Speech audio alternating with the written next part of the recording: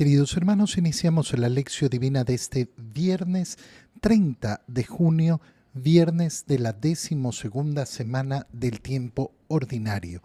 Por la señal de la Santa Cruz de nuestros enemigos, líbranos, Señor Dios nuestro, en el nombre del Padre, y del Hijo, y del Espíritu Santo. Amén. Señor mío y Dios mío, creo firmemente que estás aquí, que me ves, que me oyes. Te adoro con profunda reverencia, te pido perdón de mis pecados y gracia para hacer con fruto este tiempo de lección divina. Madre mía Inmaculada, San José, mi Padre y Señor, Ángel de mi guarda, interceded por mí.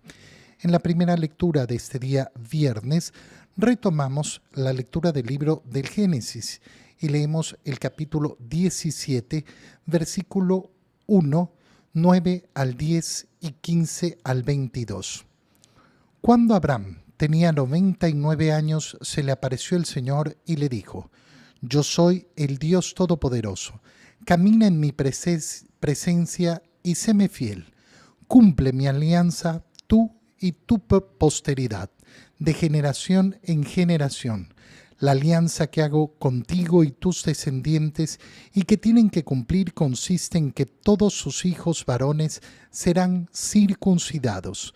Sarai, tu esposa, ya no se llamará Sarai, sino Sara.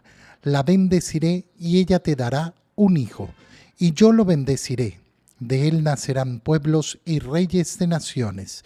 Abraham se postró en tierra y se puso a reír, diciendo en su interior: ¿Podrá un hombre de 100 años tener un hijo? Y Sara, a sus 90, ¿podrá dar a luz? Entonces Abraham le dijo a Dios: Me conformo con que le conserves la vida a Ismael. Dios le respondió: Sara, tu esposa, te dará un hijo y le pondrás por nombre Isaac. Con él y con sus descendientes estableceré mi alianza, una alianza perpetua.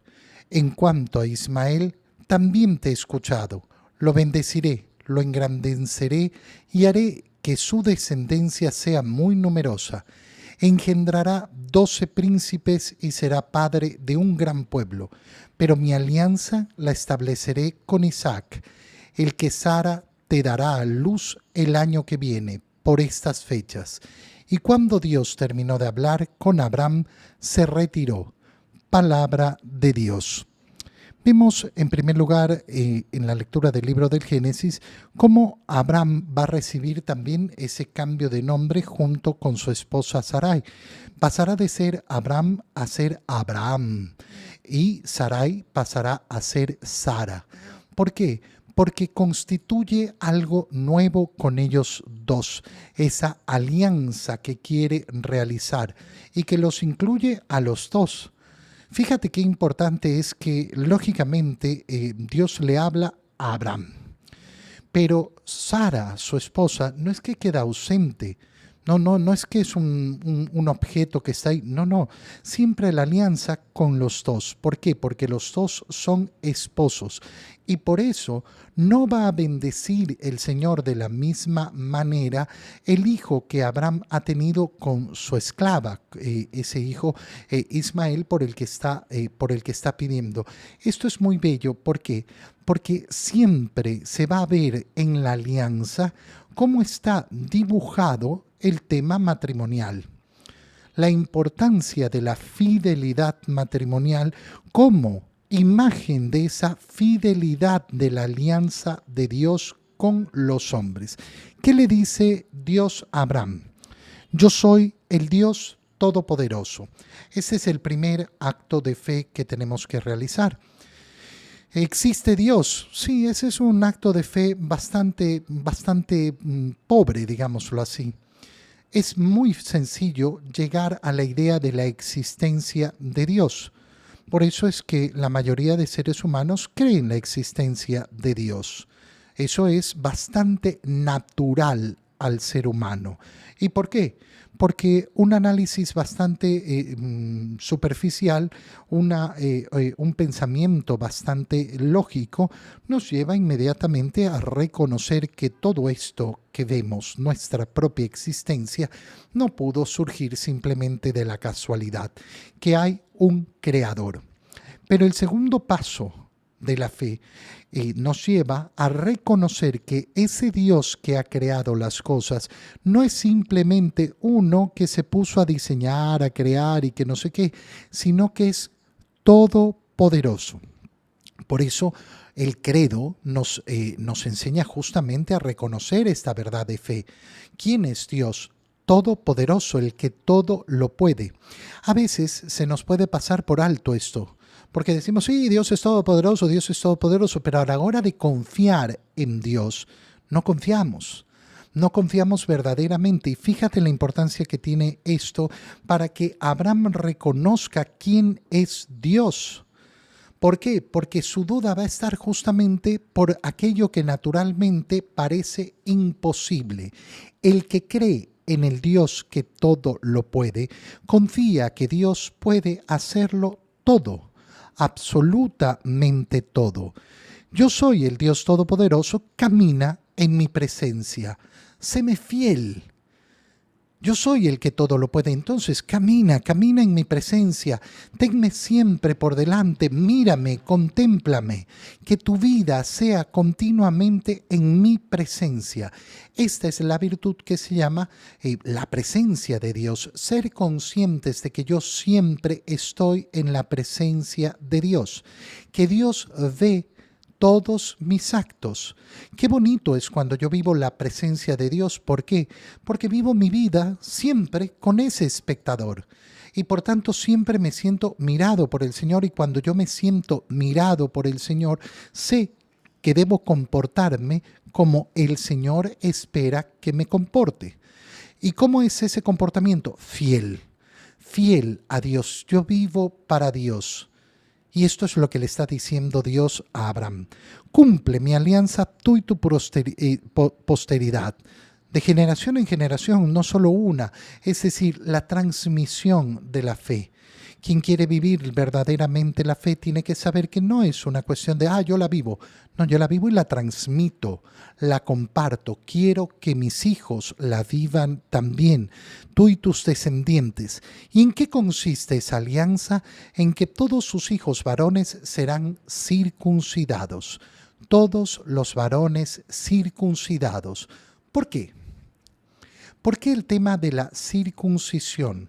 Bueno, porque es una marca corporal, una marca, un sello de pertenencia. Cuando nosotros marcamos los objetos como nuestra pertenencia, no nos parece extraño. Oye, ¿por qué a tus sillas plásticas le pusiste una marca? Para que no se confundan con las sillas plásticas del vecino cuando las saquemos y no sé qué.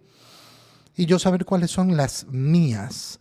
Bueno, el Señor quiere que su pueblo, aquel con el que está estableciendo una alianza, tenga una marca de pertenencia. Esto le pertenece al Señor.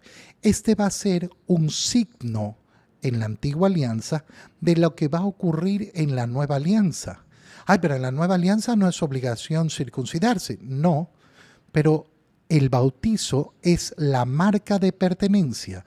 Por eso la Iglesia nos enseña que el bautizo nos imprime el sello, el carácter sacramental. ¿Qué quiere decir esa marca en el alma? Este es hijo mío, este es hijo de Dios.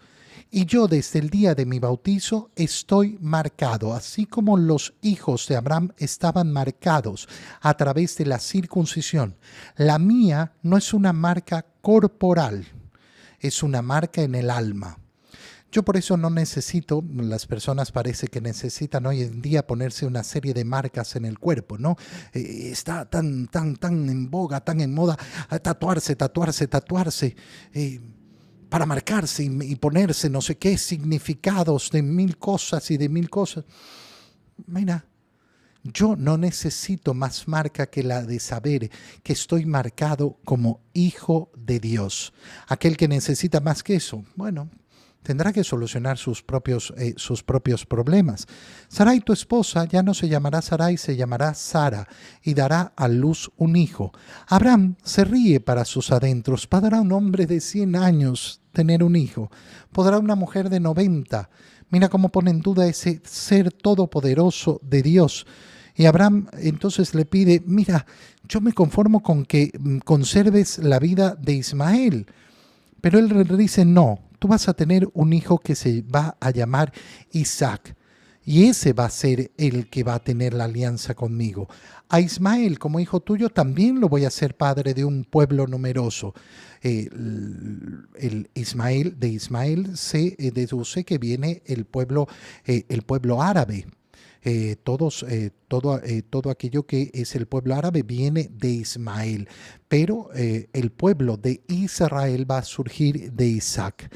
Y entonces le dice, con él haré la alianza, y dentro de un año tendrás a tu hijo. Sara dará luz a Isaac, y se cumplirá lo que yo te he dicho. Qué bonito es como el Señor le dice, ten confianza. Cree que yo soy el Todopoderoso y se cumplirá lo que te he anunciado. En el Evangelio, continuamos con la lectura del Evangelio de San Mateo. Como el día de ayer celebramos la fiesta de San Pedro y San Pablo, no leímos la última parte del capítulo 7, que era el final del Sermón de la Montaña. Y ahora ya estamos leyendo el capítulo 8, versículos 1 al 4. En aquel tiempo, cuando Jesús bajó de la montaña, lo iba siguiendo una gran multitud.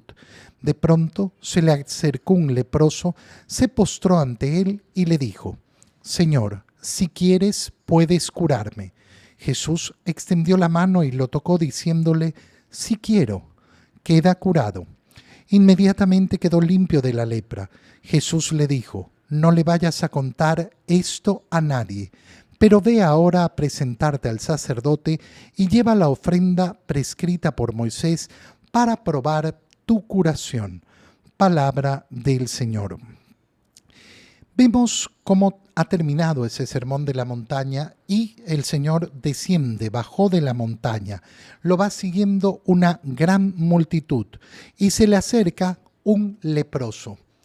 ¿Qué ocurre en este momento? Mucha gente se habrá alejado. Los leprosos tenían impedimento de vivir dentro de las ciudades, dentro de los poblados. Tenían que tener su ropa visiblemente marcada para saber que era un leproso, de tal manera que tenía prohibición de acercarse a una persona. Esto es muy importante de entender cuando vemos esta escena. ¿Por qué? Porque vemos un leproso acercándose, no lo tiene permitido. Muchos se habrán asustado y con razón. ¿Por qué? Porque es un leproso. Porque la lepra es una enfermedad sumamente contagiosa. Y entonces estamos delante de un grave peligro. Se acerca al Señor y hace un gesto de adoración. Se postra ante el Señor. Primera cosa preciosa que hace el leproso. Se postra ante el Señor y le dice, si quieres, puedes curarme. Lo llama Señor, es decir, que reconoce efectivamente que Jesús es el que tiene el dominio sobre todo, el que todo lo puede. Es decir, que está reconociendo su divinidad y diciéndole algo que es imposible para cualquier ser humano y diciéndole todo depende de tu voluntad. Si tú quieres, puedes curarme. Es precioso lo que le está diciendo el leproso porque ¿qué quiere un enfermo? Un enfermo quiere curarse. No hay que dar muchas vueltas a eso. ¿Qué quiere el enfermo? Aquello que le falta la salud. Por tanto, si un leproso se acerca al Señor, es lógico que le pida que la sanación. Esa es mi voluntad. Está clarísima. El leproso no tiene que decirle cuál es su voluntad. Su voluntad ya se sabe. Quiero curarme. Pero en cambio, quiere la voluntad del Señor. Yo, Señor, estoy listo y dispuesto para tener la salud. Yo quiero estar sano. Pero hay algo que quiero más que mi salud. Quiero tu voluntad. Y por tanto pongo mi voluntad en tus manos. Mi voluntad es la tuya. Si tú quieres, puedes sanarme. Aquí estoy, dispuesto a eso. Pero no estoy dispuesto a lo que no sea tu voluntad. Por tanto, la oración del leproso es una oración preciosa. Bello es presentarle al Señor nuestra voluntad. Yo quiero sanar, pero sobre todas las cosas quiero lo que tú quieras. Quiero lo que tú quieras. ¿Por qué? Porque mi voluntad es hacer tu voluntad. Porque lo que yo anhelo y deseo es lo que tú deseas. Jesús, ¿qué hace?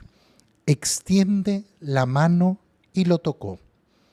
Ahora retoma lo que veníamos diciendo sobre los leprosos. Los leprosos tienen que vivir fuera de las ciudades. Los leprosos no pueden acercarse a la gente. Los leprosos tienen que estar marcados para identificarse. ¿Cuánto tiempo lleva con lepra este hombre? No lo sabemos, no nos lo dice el Evangelio. Pero imaginemos que son muchos años que lleva de leproso. ¿Cuántos serán? ¿2 años, 5 años, 10 años de leproso? No lo sabemos. Todo ese tiempo, el que sea, ha estado alejado del contacto humano. Nadie se le acerca porque le tienen miedo a su enfermedad, a que los contagie. El Señor no tiene miedo de extender su mano y tocarlo. Es precioso. ¿Por qué? Porque antes de la sanación física realizada al leproso, el Señor, con ese gesto de cercanía, de amor, está sanando su corazón. Fíjate cómo lo está sanando de una manera psicológica, mostrándole que no es un apestado simplemente, que es un ser humano. Mira cómo está sanando su alma, su espíritu. Qué precioso es darnos cuenta cómo el Señor con ese simple gesto está ya sanando a ese hombre. No ha sanado todavía su enfermedad y ya ha producido una sanación que es mucho más importante, la sanación de las heridas de su corazón. Y después de tocarlo le dice, sí quiero, claro que quiero. Queda curado. E inmediatamente quedó limpio de la lepra. Jesús le dice, no lo vayas a contar a nadie. ¿Por qué? ¿Por qué no lo tiene que contar a nadie? ¿Acaso no debe glorificarse a Dios? ¿Acaso no debe proclamarse a todo pulmón la gloria de Dios, las maravillas de Dios? ¿Acaso no debe este leproso decir, miren cómo Jesús me ha sanado? ¿Cuál es el problema?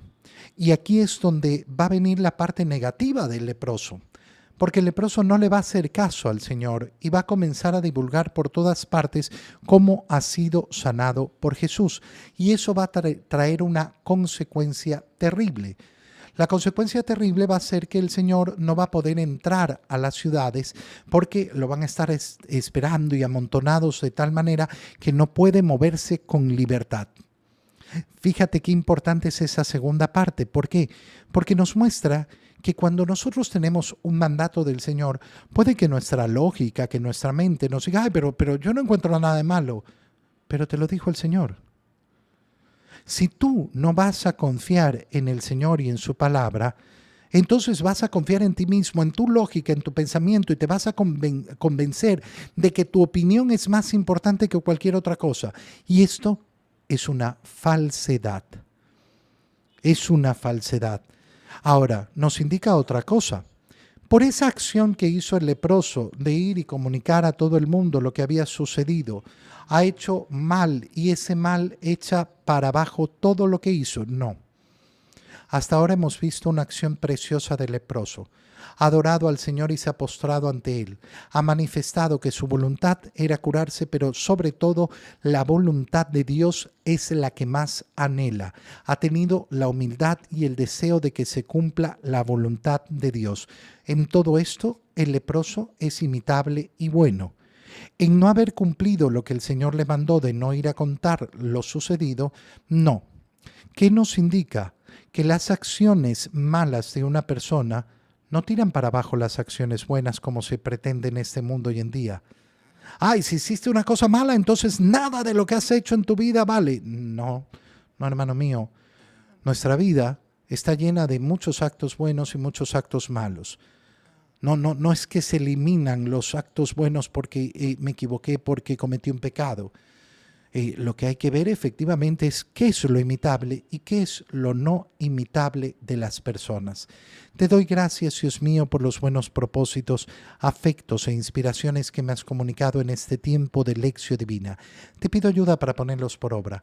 Madre mía Inmaculada, San José, mi Padre y Señor, Ángel de mi guarda, interceded por mí. María, Madre de la Iglesia, ruega por nosotros. Queridos hermanos, reciban en este día mi bendición para que tengan un feliz día y un feliz fin de semana en el nombre del Padre y del Hijo y del Espíritu Santo. Amén.